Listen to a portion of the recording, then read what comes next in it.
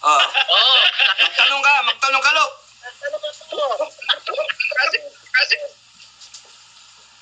tanong ka bro, Lo. Pwede ba magtanong? Ha?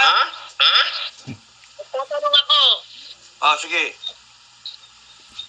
Tanong ko kasi, ang tawag namin sa phone number, ano yung expect namin na dapat namin gawin? Ang tawag namin, ano yung information na pwede namin maintindihan? Pinupo na yan para sa Philippines. Yun na yung tanong mo. Di namin naintindihan.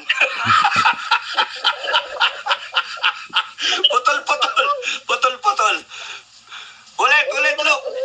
Dahan-dahan lang. May signal yata. Ulit, narinig na ako. Dahan-dahan. Okay. Tatawag ako. Kaya na phone number. So, ano yung first step namin? Tinawagan namin. Ano yung instruction niya? Kung first step ako. So, sasabihin niya ba sa akin kung first move ko, kung topic ko na, kung ano yung expect ko, ipirmahan ba ako, le-lecturean mo na ako. Hindi, wala pa. Kukunin lang yung pangalan mo, kayo ang magsasabi, hindi siya. Kukunin lang niya yung pangalan mo. You're talking to an officer, no? You're talking to a veteran na retired na. Baka yung iba sa inyo, ha? Pag tumawag, maangas, ha? Huwag kayong maangas. Malasig kayo, tandaan yung pangalan nyo. You're talking to the officer, yung pinaka one in charge do sa area. Sabihin niyo yung pangalan nyo, sabihin niyo yung edad nyo, sabihin niyo kung sino yung kasama nyo. Yun ba? Sabihin niyo kung nagkaroon kayo ng training, retired ba kayo na MUP, Men in Uniform, and Uniform Personnel, no? Military Uniform Personnel. Tapos no, okay, PNP, okay, Coast Guard. Kung ano yung naging special training, na ano yung rank na last held, ilang taong ka sa serbisyo, mga ganong information. At meron ba kayong beng-beng? Meron ba kayong L-top o meron kayong pistol o meron kayong mahaba? Yung mga ganon. Tapos nun, telephone number nyo. Bigay nyo para makontak kayo. And then from there, bubuin namin yung buong organization nationwide. Bahala si Commander Commander Jun, Commander Metran. Ano yan? Bukay? Bukay. Oh. Bukay. Tapos nun, once we have formed the organization, then we will be able to start the online training na isang bagsak, isang nangyayari, it can happen in just 1 month. It can happen in more than 1 month or whatever. Basta from there, aayusin natin yung organization kasi hindi lang kayo meron tayong, makikita naman kasi namin how to organize everything, no? Based sa talent. Ang pinakaayaw namin kasi, yung merong 7 na wala namang experience. Ang mas maganda, at least merong isa na yung pa yung team leader, na yun yung may hawak ng 7. Para right away, yung team leader, mas malaki yung chance ng mga kasama na matuto at hindi mapusoy pagkaharap ng kalaban. At saka iniisip namin, ayaw namin iharap kayo ng basta-basta. Ang magiging natin, hit and run. Ayaw natin ng frontal engagement. Kaya nga guerrilla, no? Kaya guerrilla tayo. Kung pwede nga, marami tayong sniper, no? Nabala sila, dyan, sila Commander Jun dyan. And then, meron talagang kombatan. Ang inisip ko pa nga, pagka, dodonselyahin, virgin, wala pang alam, iba yung actual na military man na meron ng alam. Pero, bago tong kalaban, Chinese, hindi pa natin alam yung tactics nila, tsaka yung kanilang, yung ine-employ sa atin. So, papapasukin natin yung ating mga tropa talaga. Ang inisip ko, yung talagang royal na natin, na tropa, mga SR natin. Papasukin natin, engage them, go back. Hopefully, okay sila. Nakunwood, okay pa sila. May mga kasama sila ng mga bata-bata na na-train na rin natin. And then, they will cascade what they learn. Yung intel lahat yun. What they will learn from how the enemy engages, etc., etc., etc. Para matutunan lahat. So, yung mga na-enkwentro, yung mga natutunan sila, yung nagiging mga fighter natin na nakalima na, pull out lahat yan, pull out, para mag-train ng mga bago, ng mga kasama natin. Para hindi, ayokong matsugi yung mga mga veterano, ayokong matsugi eh. Sayang eh. No, kaya nga pagka na-enkwentro, kunyari, nakarami-rami na, nakalima na, pull out ka na, dito ka, mag-train ka ng mga babae natin, o tsaka yung kusino pa, yung mga bata, etc. Para continuous yung pipeline natin ng mga warrior.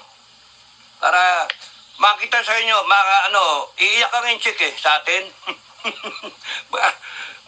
Back to you, back to you. Okay. Follow-up question. Oh, Ang question kasi, as a business, siyempre, meron tayong training. Wala tayong online.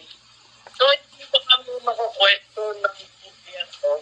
Pagsali natin, halimbawa sa ayan, para sa alaman ng pagdipisa sa bawat. nakuha mo yung tanong? Ba't putol-putol sa akin? John, nakuha mo? Ulitin ko. Sige, dahan-dahan lang. Okay. As a civilian, sa sali natin. Ngayon, hindi pa kami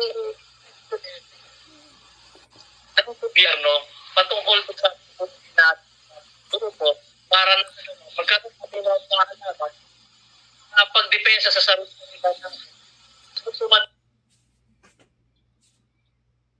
Ayan. Kaya questionin kami ng gobyerno. Bakit ito na kami yan? Nakuha ko siya. Sige, nakuha ko. Wala. May nakuha ko. So, ganito. Kasi ang tanong niya, organize tayo, tapos purong gera, Kasi, kaya nga, government, hindi ito laban sa gobyerno. Correct. Tinutulungan natin ang the armed forces. Ano ang bayad natin? Now, yung ating communication, we have to start by this. Kasi ating batas, we are authorized the government. So hindi naman tayo mag-offer natin. Wala tayong problema. Legality. Tsaka wag niyong problemahin yung gobyerno. The government will self-destruct. Huwag niyong problemahin ninyo yung pamilya natin, yung pending war, yun ang problemahin natin. The government will self-destruct. Tingnan nyo kung ang gobyerno matino, walang problema walang oposisyon, walang usapan na BBM resign, BBM alis dyan, walang usapan ng people power, walang usapan ng bangag. Kung walang korupsyon, walang usapan ng nakawan, walang ganon. Ngayon dahil sa may mga where there is smoke, there is fire. Where there is fire, nandoon yung tao nagsisiga. So, tapos na kami doon. Ayaw na namin. Para sa amin, bumoto kami, binoto namin si BBM.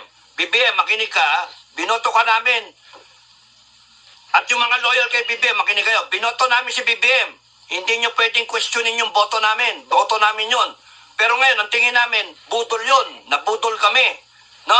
Kaya, wag nyo, kumbaga sa tapos na kami sa politika, ayaw na namin. Walang nga kayo, isinusubo nyo kami sa alanganin, pinahileran nyo yung mga bases ng Amerikano dyan, nilagyan ninyo ng laman, tapos ngayon nakikipagtapang-tapangan kayo sa China, pero ayaw nyo naman magpa-water cannon. Ayaw nyo gumamit ng water cannon. Wino-water cannon tayo. Nagtapat na kayo ng sandamakan na fighter jet dyan. At saka ng mga artillery, etc. Magbabalikan tayo. Pero yung simpleng gumanti tayo ng eye for an eye. Sila na una, hindi tayo. Takot na takot tayo mag-escalate. Ano ba yan? Tapos yung China, isang mitsa lang yan. Hindi tayo ang pagmulan. China pagmulan o kaya ibang bansa, yung mga allies natin ang magsimula. Gera na yan. Ano gagawin natin? Tutunga nga. Kaya kami one level higher. Ayaw namin mabulaga. Kasi yun yung nature namin. Yun yung nature namin. Ikaw ba, John, naambus ka ba? Naambus ka? Yes, sir. Nabos. Nabos. Sa... Oh, yeah, kita mo, nagre-relax, naambos. Oh, sorry Sorry. Hindi, ganun talaga. Pagka magre-relax ka, maambus ka. Yung ganun ba? Yung talagang SOP kasi, para di ka maambus, lahat ng delikado, ganun ang ranger. Kaso, pagka ganun, hindi ka maenkwentro. Kaya kami mismo, meeting engagement. Hindi naman ambush yun. Meeting engagement daw. Nagkaharap. Kasi yung ambush talagang inabangan ka eh. Tapos pasok ka sa killing field, sa killing zone, at doon ang buhay mo na lang doon is to rush up the kalaban, yung posisyon niya. Yun na lang ang sagot mo doon, rush up. Patibayan ng loob yun. Kalahati ng katawan mo, patay na eh. Pagka ganon, pumasok ka sa ano. Tuturo namin lahat yun habang nagre-relax. Pero ito yung inaano ko, pinupunto ko, ayaw nating mabulaga. Kunyari, no to war. No to war tayo. Ayaw natin kay BBM. Tapos, timing. Naghihintay tayo sa kabila. Timing. Habang naghihintay tayo ganyan, nagdadasal tayo. Lord, wag na po sana magkagera. Paano ka ako nagkagera? Paano na? Mabulaga tayo. Kaya nga, iniisip ko, pagka tinitignan ko yung pamilya, tinitignan ko yung mga alaga namin na aso, yung way of life natin, tinitignan ko lahat na nakikita kong Pilipino, pagka nasa labas ako, sabi ko, kawawa naman ba nga to? Walang alam, hindi nila alam na pagka nagkagulo-gulo, paano? At least kung meron tayong nucleus na guerrilla force, meron silang sasandalan. Merong dedepensa sa kanila. Yun tayo. Ngayon yung, wala namang So mag-volunteer, yung ayaw, diwag. Ngayon, tanong ni Luke, baka nagte-training tayo, baka mamaya mamasamayin pa ng gobyerno. Di kulong nyo kami. Kami na dalawa lang ni, ikulong nyo. Merong bang... Anong violation? Ilina. Masama ba na kami mag-organize because ang thinking namin, delikado nga itong sitwasyon eh. Delikado to. The armed forces is not... Anong yabang sasabihin ng armed forces? Hindi, kaya namin. Anong kaya? 150 lang ang armed forces, 180. Kaya nga may ready reserve kayo. Bakit hindi 1 million na armed forces natin? Kagaya nung sa China na 2 million, ginawa pa yata 4 million eh. Bakit ganon? Kasi nga walang pera, walang budget. It's very expensive to maintain an armed forces na malaki. Yung 150 nga lang yun eh, dagdagan mo na 10,000, question mark na eh. Kasi walang budget. Tipid na tipid. Bakit di tayo nakamodernize? Kasi tipid na tipid. Yung mga natin, congressmen tsaka senate, hindi nakikita noon yung ang tawag doon, urgency, yung kahalagahan na sinasabing modernization na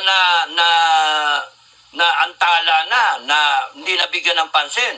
Tapos ngayon, sila, nung nakaranas sila, na bumisita sila sa Pag-asa, inarang-harang sila, yun, natakot sila. Pero next year pa nila popondohan. Kikita nyo yun na, kaya nga, hindi tayo ready. Ang sinasayangan namin ni, Commander Metran, sayang naman tong merong 41 million. Buti pa ibang bansa, alam na may 41 million tayo na pwedeng magserbisyo. Ang problema, hindi makuha ng armed forces lahat yan. Walang budget.